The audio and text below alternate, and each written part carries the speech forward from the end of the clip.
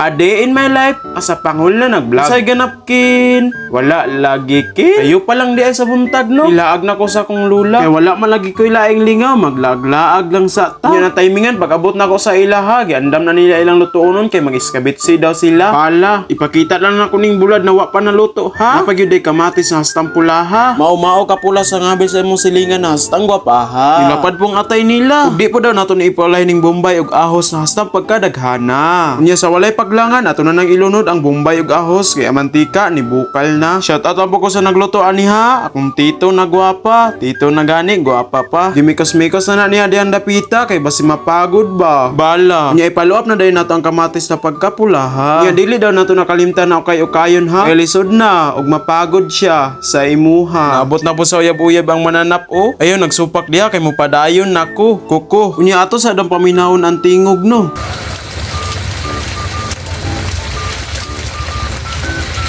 Nan, di ba? Piti kaayo. Pag-uday na to makalimtan no. Ang pinaka main event sa tanan, kining bulad gikan og Jensen. Kaway-kaway sa mga mukaon og bulad diha ug sa mga dili mukaon. Tilawi lang ninyo. Di ba makaingon jud mo lami kayo. Unya ato na dayon nang i-finalize no. Kinsa man goy dili maglaway aning sud-ana o. Wala pa gani na gihaon. Kakaunon nako. Unya samtang gilat-anan pa to, ipakita lang po day nako ang gibuhat sa kong auntie no. Ng sidling og liso sa avocado. Kana bitong avocado na mamunga og pumilo. Unya motuupod mo. Tuo. Unya magkaon na ta kay basig gutom lang ko. Naning mukbangon ning kabit simbulad lami kayo. Mga onday ta ninyo. Pagkuha mog plato, online nang saha kay pigado.